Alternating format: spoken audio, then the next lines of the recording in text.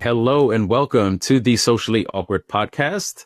I am your host, Calvin Tilokee, and I am honored today with the presence of Mr. Scott Eddy, one of the top 15 hospitality influencers in the world. Mrs. Eddy, welcome to the show. Thanks, Calvin. Happy to be here. Yes, happy to have you. For those of you in the audience, Scott and I connected maybe a couple of years ago through our mutual friend, Sarah Dandashi. Shout out to Sarah. I feel like she gets a shout out on every episode because she knows everyone. But I've been a big fan of your content for years. I remember when you and Sarah took the trip to Antarctica. I thought that was one of the coolest things I've ever seen. I followed those stories and those posts intimately because one of the coolest trips I've ever taken. I'm sure. Yeah. Actually, why don't we start with that? Tell us a little bit about that. That had to be an incredible experience. I mean, it was unbelievable. Like I get asked all the time, like, what's the ultimate trip or what's the ultimate bucket list or whatever. And I think everybody in the world should do two types of trips. I think that they should do Antarctica expedition because there's something that people may or may not know. If the ship has more than 500 passengers, they cannot stop in Antarctica. You cannot make landfall. Okay. So the big cruise ships do it. I've done Princess with them and I know a lot of the big lines, but it's all they do is cruise really close. They can't make landfall. So I think that you should make an expedition on a smaller ship and actually get off and touch the ground and actually embrace it. And also an African safari, because those are two trips that you really get the intimate feeling of nature and it brings you closer to the earth and it changes you. It changes how you view travel. You can't build a fancy hotel in Antarctica. It's just raw nature. And yes, you can have gorgeous luxury camps in Africa, but when you go out on a safari, it's just you, the guide and the truck. That's it. So, I mean, it's real travel. Yeah, that's awesome. Well, I would put a safari as top of the bucket list for me as well. My mother-in-law has done it and she hasn't stopped talking about it for 10 plus years. Really special. Yeah, that's awesome. Well, obviously everybody knows you as, Mr. Hospitality and travel and all this, but what many don't know is that you started out as a stockbroker. Yeah. Tell us a little bit about that and how you made that transition to becoming such a hospitality, social media travel expert. I worked at an investment banking firm for 10 years. And the guy who sat next to me, his friend was a expat who worked in Bangkok. He lived in South Florida.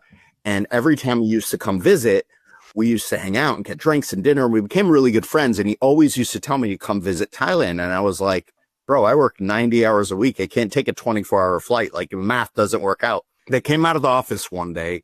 It was towards the tail end of my tenure with them. It was January of 99. It was a Friday. And they said, if you show up on Monday, you're going to have a new owner. We just sold the firm. And a lot of people resigned, including myself. And that guy called me the next day and he says, you have no job. Come visit me.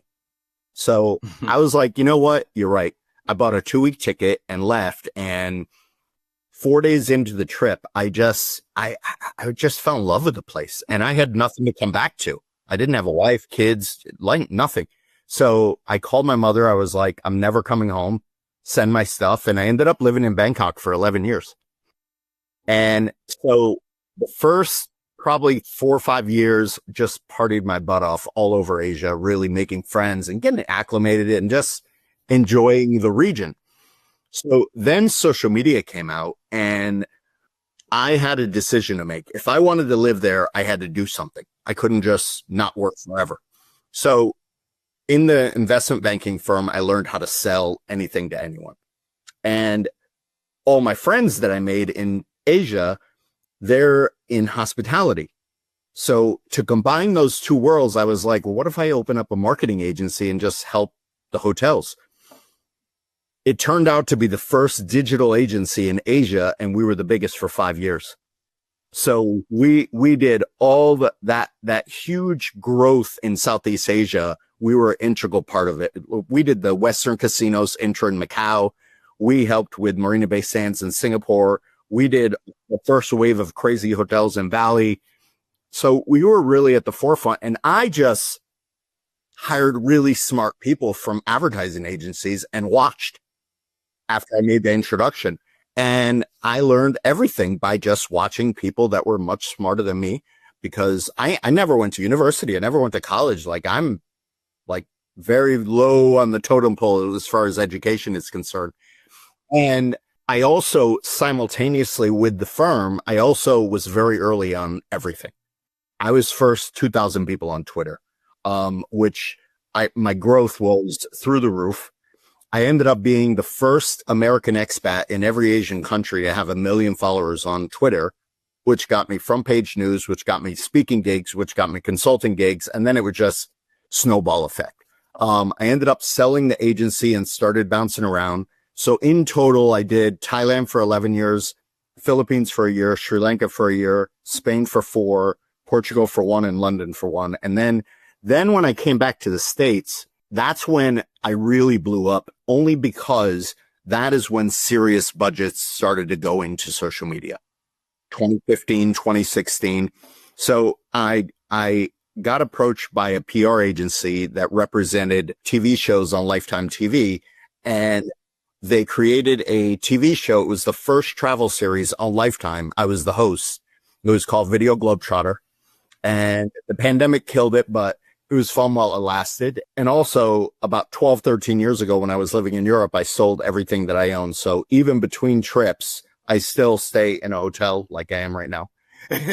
Awesome. And so I operate today as a digital agency. It's just the front door is my DMs. So I get 100% of my business stems from social media. The more active I am, the more incoming inquiries come my way. Right. That's fantastic. So, I mean, obviously when you're giving guidance and advice, you're speaking from, multiple years of expertise, intimate knowledge of what you do.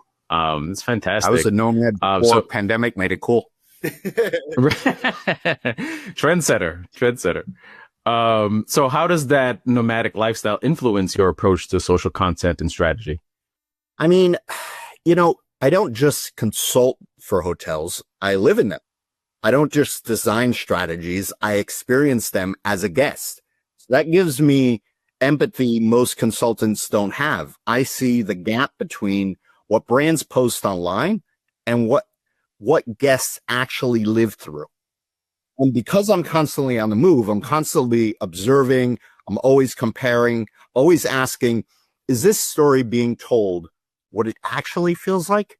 That's why authenticity is at the center of my strategy. My lifestyle Absolutely. Makes me a permanent guest.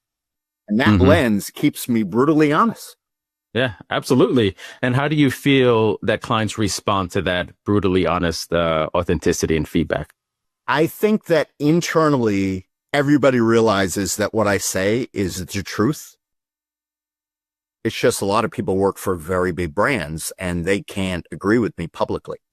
Like if you ever see my posts on LinkedIn, I call out the industry harder than I think anybody does.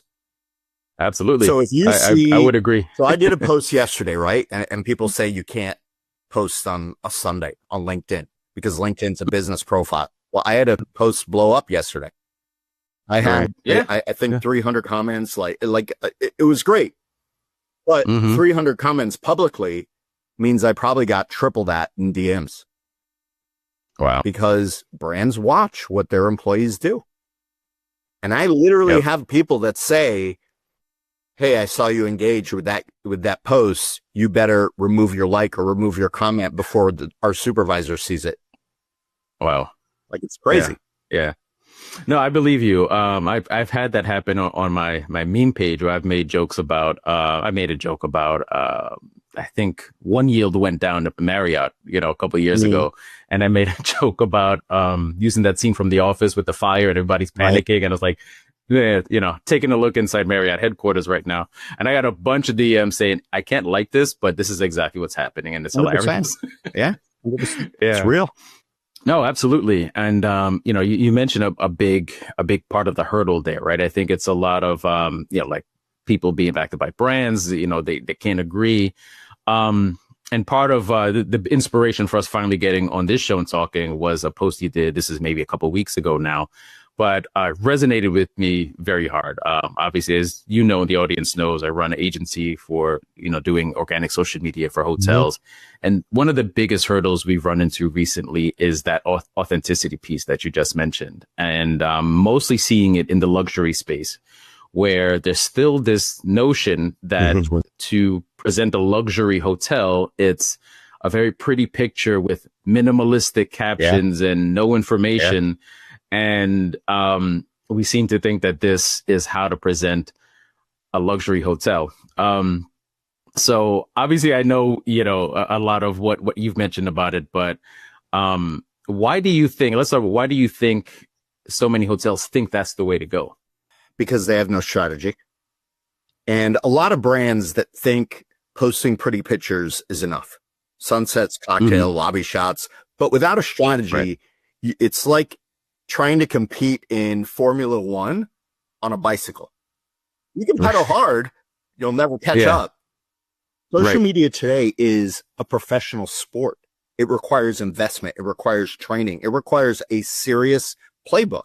Brands that rely on random pretty pictures, you're playing checkers while your competitors are playing chess. Right. And hospitality is an emotional business. Guests don't 100%. Book because of a photo. They book because of what that photo makes them feel. Absolutely. Yes. Absolutely. A sunset, gorgeous picture, a sunset cocktail shot. Of course, that'll work. If it's along with a bigger strategy, if the caption is right, if the timing is right. But too many brands, they obsess over aesthetics and ignore psychology. The triggers that they miss are anticipation, teasing experience, belonging, making the viewer see themselves there, and exclusivity. That's 100%. Make them feel like they're part of something special. You don't need the perfect drone shot. You need the moment that makes someone stop and say, that's me. I want to be there. I couldn't agree with you more. I mean, I think you sound like me speaking to my clients, it's because it's like, I'm really trying to bang this thing home. And, it's what is that person going to feel when they see your post? What time frame are you catching them? Seasonality, obviously my background's in revenue management. So seasonality is a big thing. I always use the example of, you don't post about Thanksgiving on Thanksgiving, right? Like you'll see that. Wait till Thanksgiving comes up. Every hotel's, oh, happy Thanksgiving. Great. What did that do for us? You needed to post about Thanksgiving 3 months ago when people were booking rooms for Thanksgiving, telling them what's in the area. Will your restaurant be open? Are you nearby the parade, et cetera, all these different things. But one of the biggest conversations I've had recently is one of my luxury clients. We had an influencer stay who was more of a, not quite Gen Z, but like younger millennial. And she did kind of like a party in the hotel room using that Pitbull song. Right. And this thing blew up, absolutely blew up. I think the previous year we gained maybe 212 followers. Because we were struggling with content, all this other stuff. In 2 weeks after she posted that, 250 followers plus within 2 weeks. Like this. Everything went up. Engagement, clicks to the website, everything. And we got feedback. Well, it was good. We liked the results, but it doesn't really fit our aesthetic. And, it was kind of juvenile and this and that. And I'm like, but this is what your audience likes. Yeah. You know what I mean? And of course, there's a conversation about finding the right voice. Ultimately, the client needs to be happy. And but it's like, the reason it worked is because it was authentic and it showed the audience what they could do while they're at your hotel. This is what people are doing in your hotel. And it's real. Rooms. I worked for the cruise line one time where there was a drone footage shot that barely made a ripple on social media. It was beautiful, but it barely made a ripple. But then one mobile phone clip of a crew member handing a passenger hot chocolate in freezing weather, it blew up. Why? Because it was human. It broke the pattern. It triggered emotion. That's what scroll stopping means. It's not luck. It's psychological. It's emotion and the strategy colliding all in one moment. Yeah, absolutely. And that's why I constantly say, you know, one of our pillars is immerse. We need to immerse the audience in the space, show them the rooms. I'm big on using mobile footage on Instagram because everybody can go to your website and they know your website is airbrush, Photoshop, professional. That's what it's supposed to look like. But the reason these other platforms like TripAdvisor, Yelp, Google, all these things exist is because people want to see the authentic shots. They want to see what regular Joes are taking with their phone. Does that room really look like that? Does that beach actually look like that? And if you post the same stuff on your social media, you're forcing them to go to one of these other platforms. They're not coming back. TripAdvisor is a booking engine now. They're just going to book there. You'll pay 20, 30% in commission for a room that you own, you know, and that's why your social media really needs to be, this is your opportunity to kind of showcase what it really looks like. And I'm big on just taking a mobile phone, do a walkthrough of every room, every space, post those, let people see what it's going to look like when they get there. When I'm doing a campaign for somebody, the first post that I normally do, whether I'm on a cruise or at a hotel, is a walkthrough of my room. But it's unedited. I don't edit clips together. It's one straight edit, and I show every corner of the room while I'm talking about it, and that's it. I might brighten it up if the room's a little dim, but that's it. And that usually does the best on the whole trip. Because it's real. Yeah. Exactly. And the person can see that space. They can now start to envision, hey, when I check in, this is where the kids will sleep, or this is where I'm going to put my bag. They start to imagining and start to see themselves in that space. Yeah, absolutely. So you talk about, and you've already mentioned, leading with emotion, not information. How does that work with, say, like a caption? What sort of captions, how do you strategize those to continue in that strategy? So I look at it like emotion versus information. Information is cheap. Emotion is priceless. Leading with welcome to our resort won't stop a single thumb. It's not going to scroll stop anything. But say this is where you'll sip wine barefoot at sunrise while waves crash below. And suddenly you've created a vision. Yeah. Brands struggle because they try to sell features instead of feelings. Feelings are what drive action. Feelings are what drive RevPAR. You know, it's funny. A part of this exercise that I've been working with these luxury clients is I found two hotels that are very similar, big on women's history, about the same size, same age. Right. And one does really well on social media and the other one does terrible. Like their engagement is like a 0.06%. It's terrible. And I'm like, well, why is one working? Why one isn't? And we found almost two identical shots. One was, they were both the front door of the hotel. One hotel post, oh, our hotel is camera ready. Okay. The next one says, welcome, and mentions their breakfast and the hours of breakfast. And the engagement was like 2 on this one. It was like 35 on this one. And it was like, this one is about me. This one is about the guest. And it's like, why do you think one works and one doesn't? Right. The hotels are posting about themselves and come off with this too cool for school. Like, we don't care if you show up or not. And I'm like, I always thought, like, that's cool when you're selling diamonds.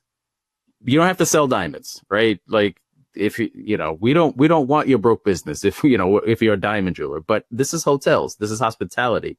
We need people. We need to care if they show up or not.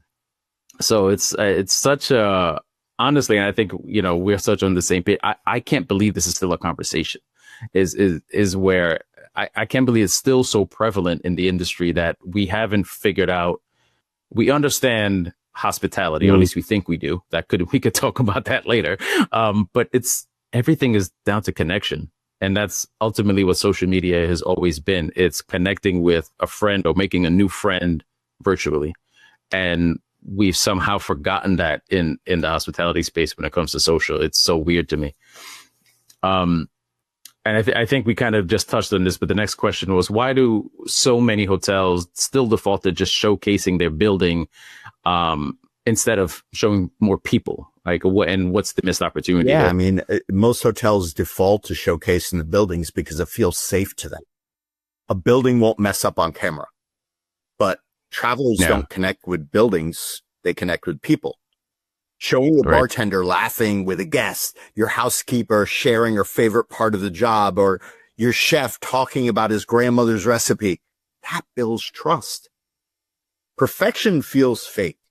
Humanity builds loyalty. If there's one thing that the pandemic did right, is it allowed shaky, unedited phone videos to explode.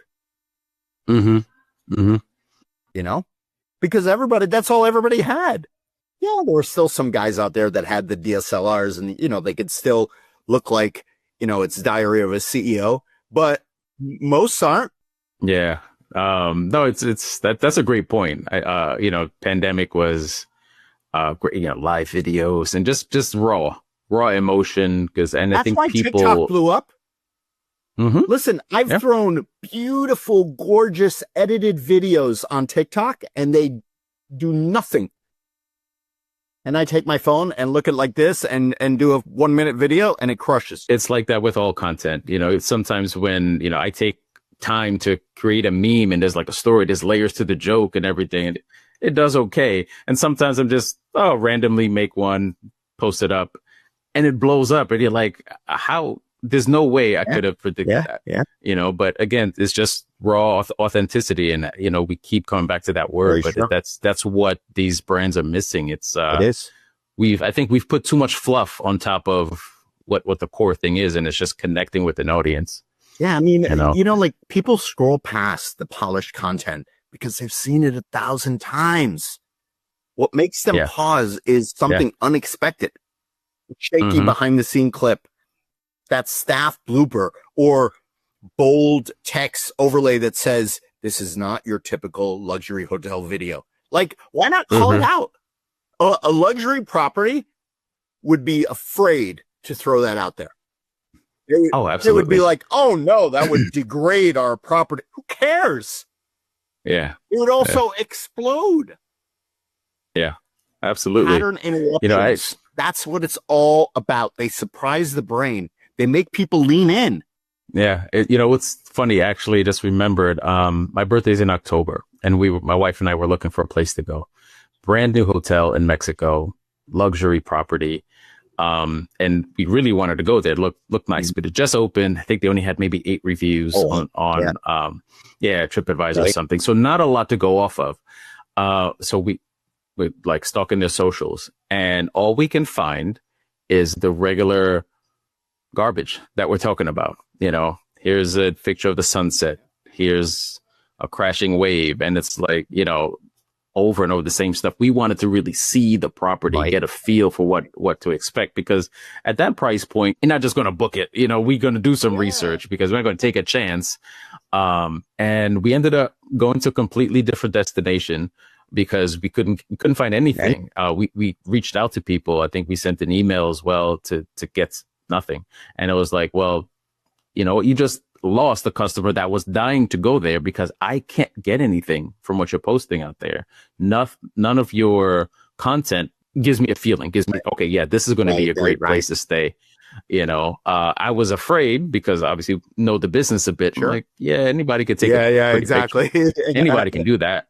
You know, we've had that in the past where we went to TripAdvisor. We were dead set on going to this place. The beach looked great. You go to TripAdvisor and it's like rocks and seaweed and everything. And we're like, no, thank you.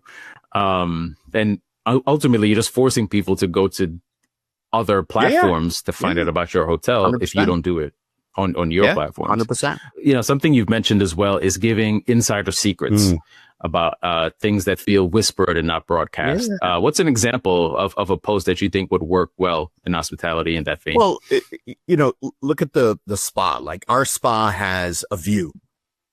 Instead of that, say most guests don't know about this hidden spot where you can watch the sunset in silence.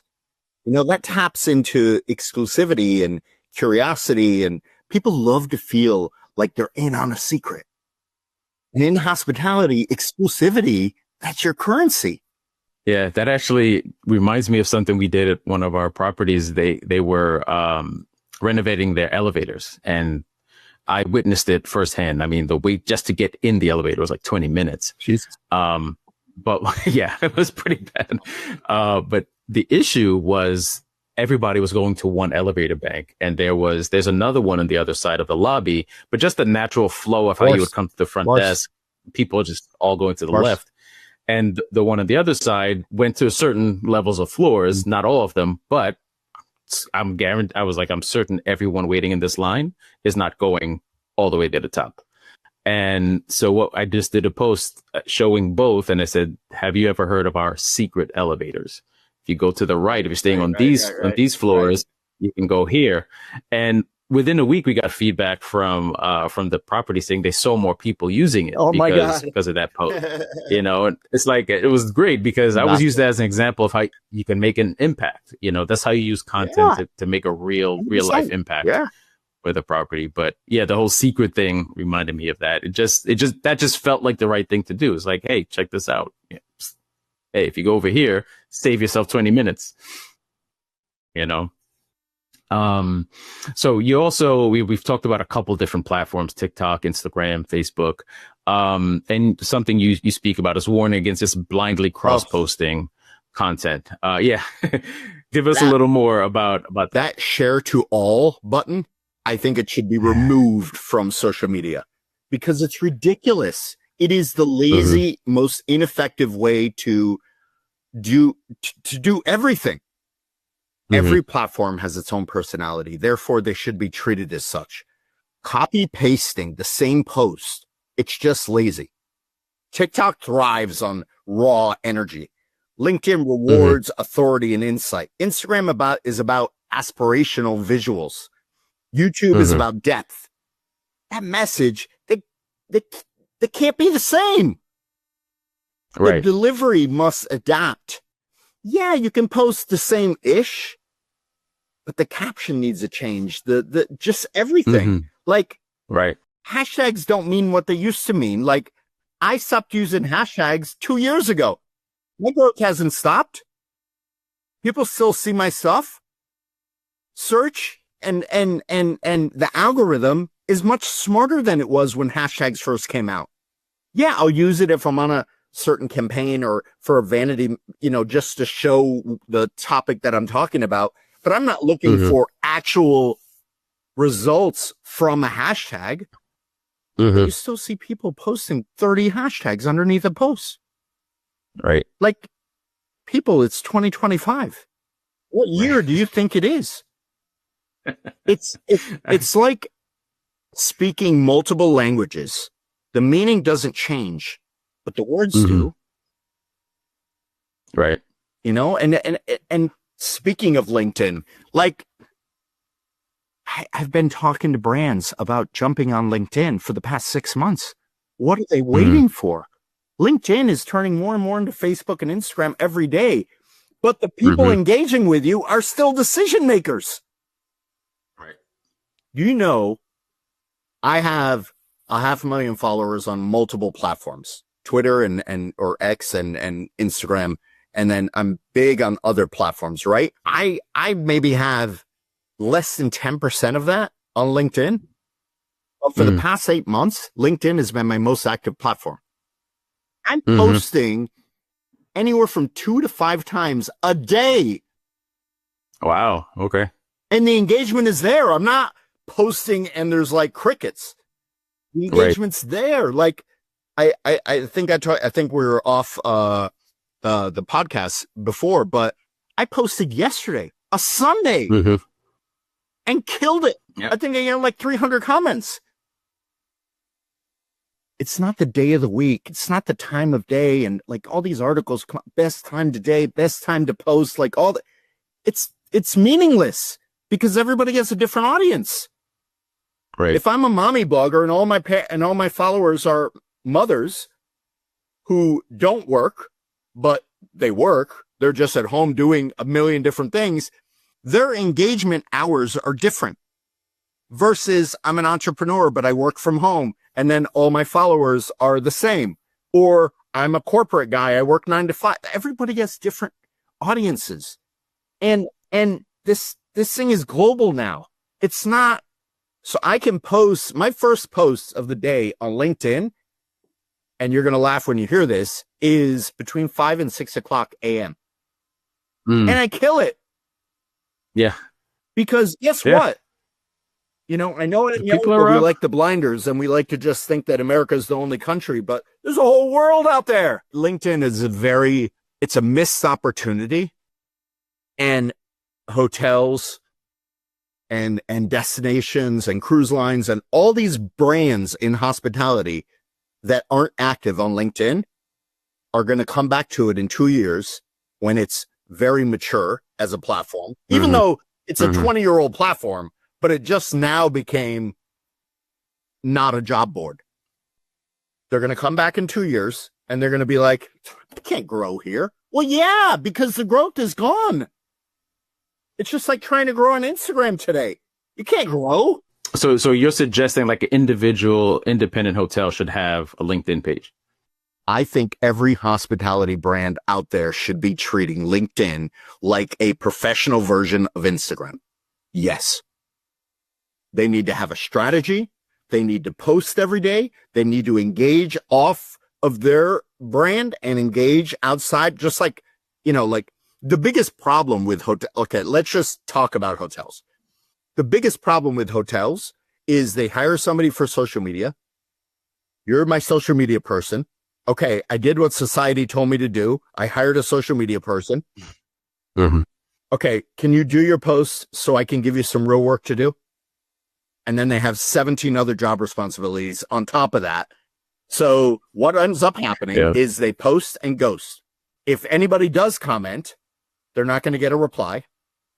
They're never going to engage with any other accounts outside of their own, which means they're not going to get engagement. If you don't give engagement, you're not going to get engagement unless you're such a household name that it just miraculously happens.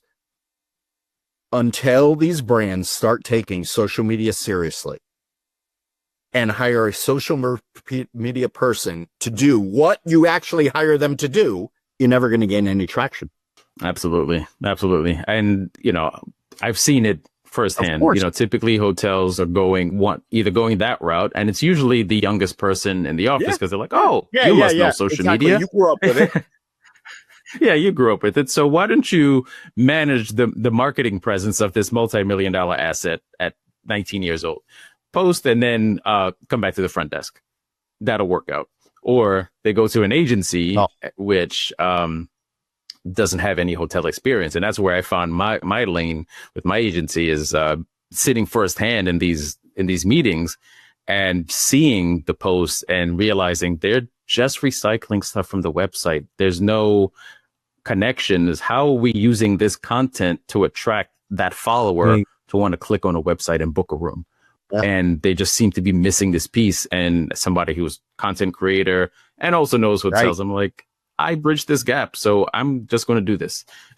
If somebody would pay them to do it, somebody should pay me to do it.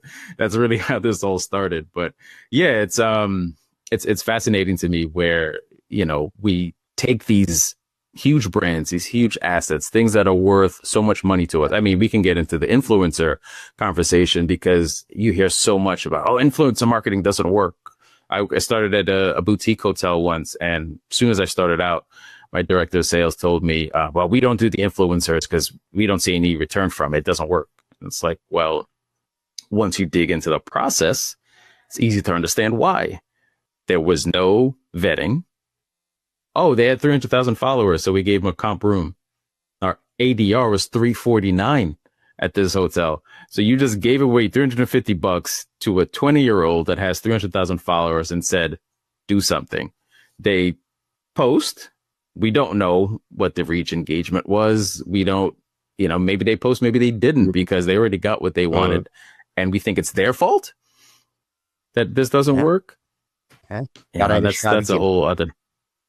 Exactly. There's a whole process. And what was interesting is if we were doing a PR piece or someone reaches out to us, hey, do you want us to feature you on our website or our magazine, whatever?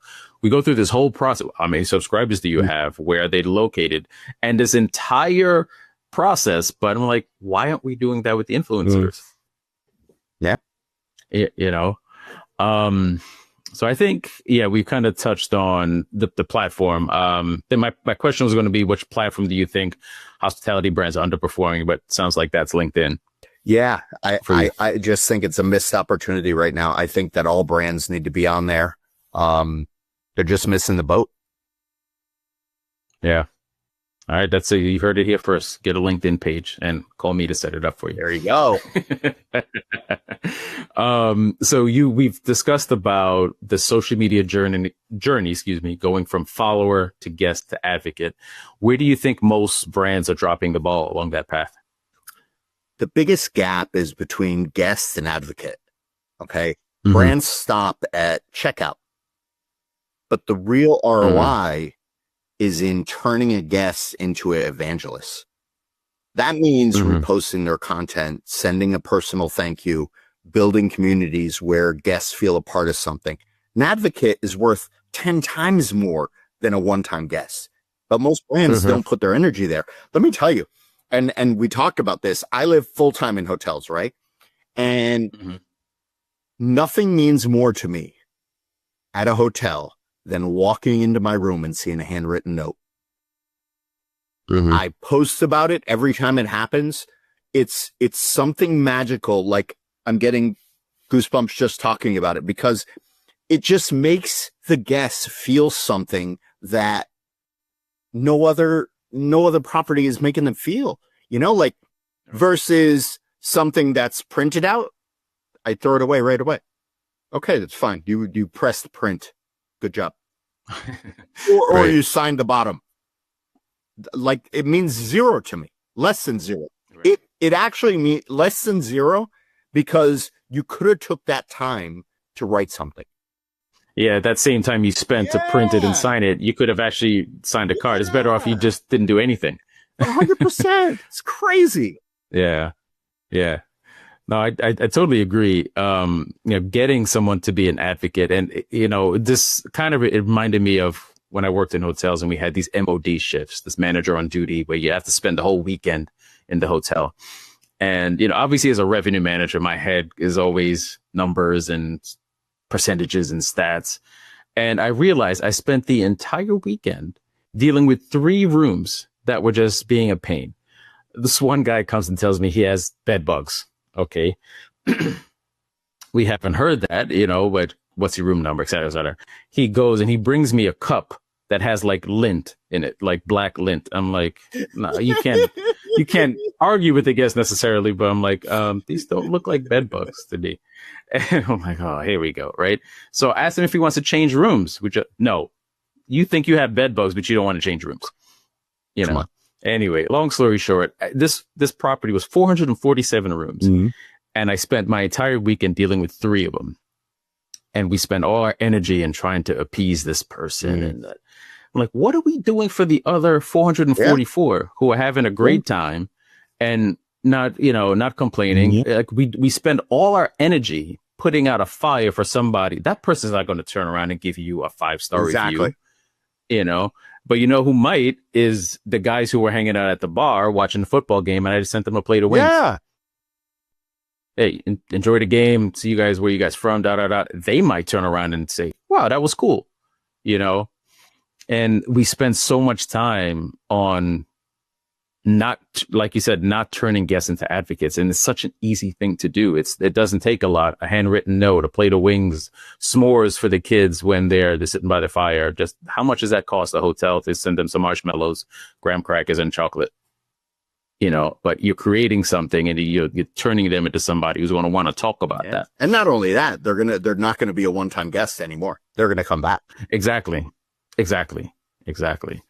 So looking ahead, beyond just mastering the scroll stopping content, as we discussed, what do you think hospitality brands need to focus on to stay relevant on social media? I don't think the hospitality industry is ready for AI-driven discoverability.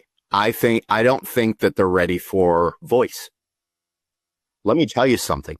In 5 years, 10 years, you're going to look at your cell phone today, just like the same way we look at the Motorola StarTAC or the Brick or the Nextel or Blackberries. We're going to be laughing. Yeah. You see You see what Meta's doing with these glasses, right? Mm-hmm. Okay. Now they have the Ray-Ban. Now they have the Oakleys. I just got the Oakleys. You know, like Oh, cool.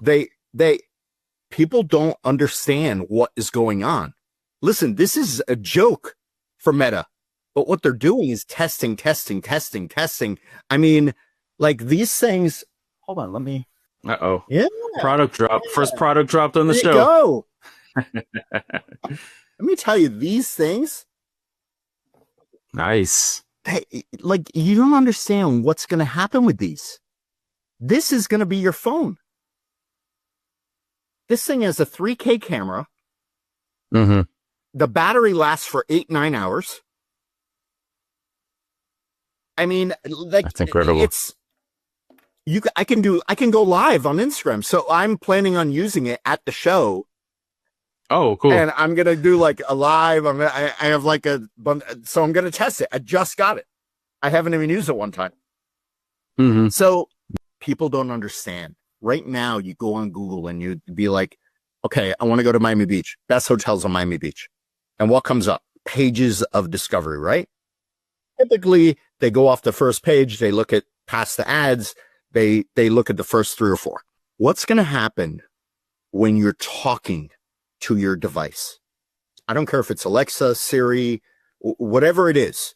Alexa, I want to go to Miami Beach this weekend, and I'm not going to bring the kids. I'm going to leave them with my aunt. So I want something very romantic. I want my balcony to overlook the ocean.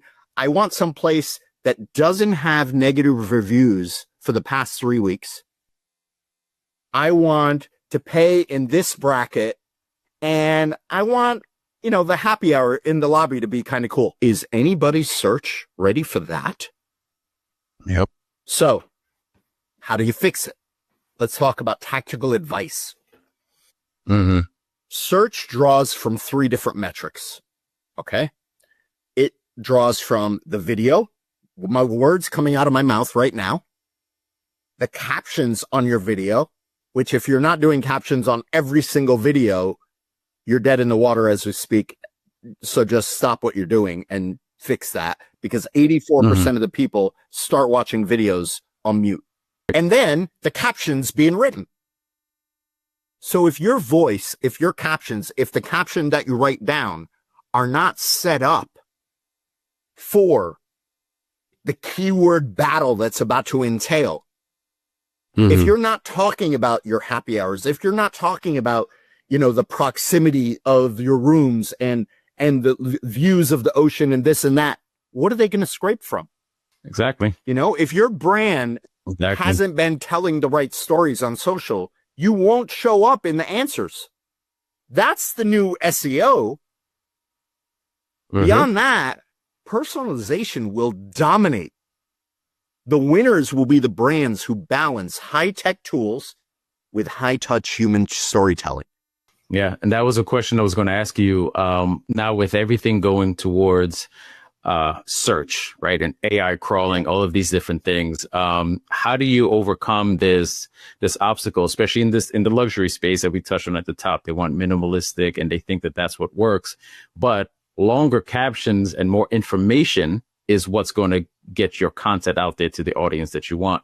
How do you find that balance? And how do you overcome this conversation of wanting to be luxurious and mysterious and minimalistic, but also maximizing the tools that we have available? Because they have to, first off, it's a mindset.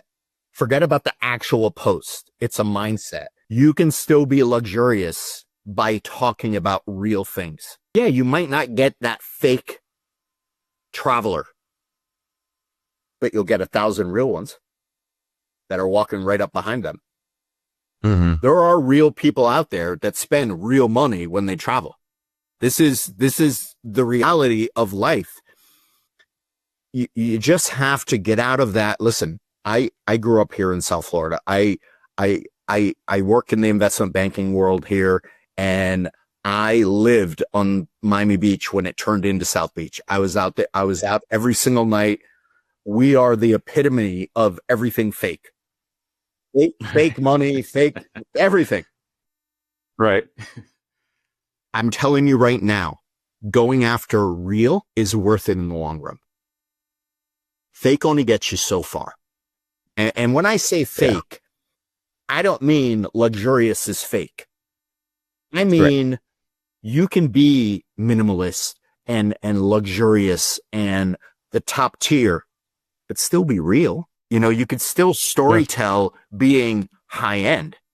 You know, today's luxury traveler, they value subtlety, culture, sustainability more than flash. You know, think about the whole new trend, quiet luxury.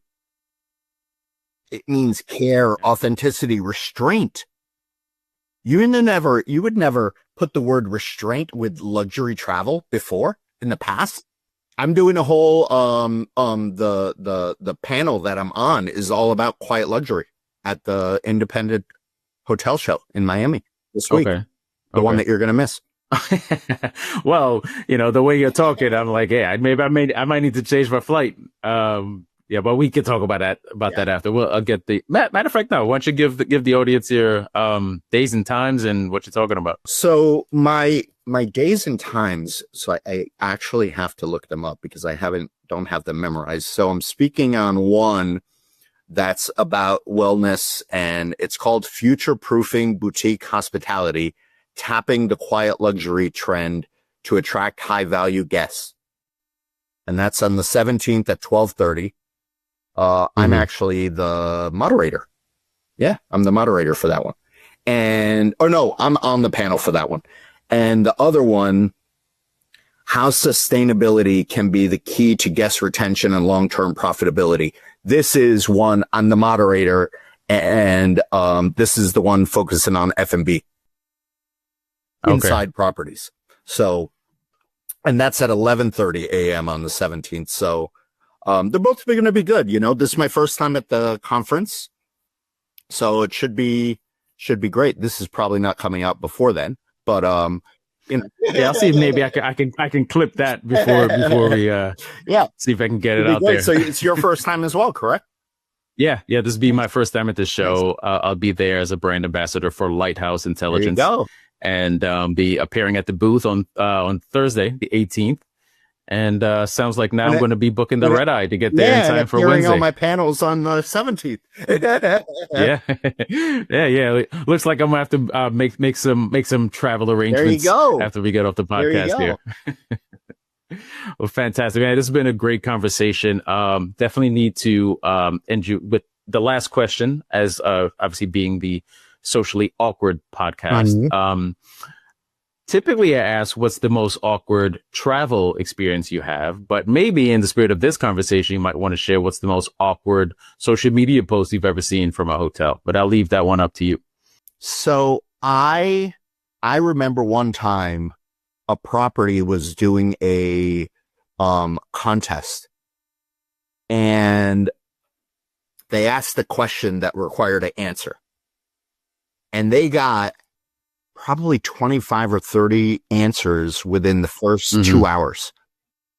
Wow. And they were supposed to stop the contest at like 6 p.m. that day or something like that. And this was a few years ago. And they didn't come back to that social media post for 4 days. Oh. Because they didn't have a full-time person. And it was just the biggest flop ever. And the only reason I know about it is because I visited the property and I saw it on their social media thing like 2 weeks later. And I was like, well, I don't understand. Like, why are these replies like more than a week after the contest? And they're like, yeah, we didn't have a full-time social media person. We just tried to drive some new followers and blah, blah, blah, blah, blah. And I was like, wow. Yeah. So, yeah, I mean, I'm sure there's a lot more, but that one just sticks in my mind just because just missed opportunities. Like, it's just crazy. Yeah. I think it's, similar to that note you were talking about when you check into a hotel room. It's better off you don't do it than to do it wrong. Yes. 100%. Yes. Oh, man. Well, I think we've given the audience a lot here. It's a fantastic conversation. Everything that I was hoping for out of this. Any final thoughts for the audience before we wrap up? No, let's let's connect. Connect with me on social. I'm Mr. Scott Eddy everywhere. And one thing about me is you'll quickly realize is I reply to every single comment and DM that I get. Except for X, I still get too many DMs on there, but I literally, it's the first thing I do in the morning is reply back to every single comment overnight because like, it's just kindness. Like it's respect, like people took time out of their day to reply to something. So why not do something, Yeah. Yeah, absolutely. Again, it comes back to connecting with people. Yeah. All of this stuff that we've talked about, social media at the end of the day is connecting with another human being. 100%. And the more we get back to that, the more results you're going to see. 100%. Well, again, it's been a fantastic conversation. I will see you in Miami. And to the audience, thank you for tuning in, and we'll catch you on the next one. All right, guys.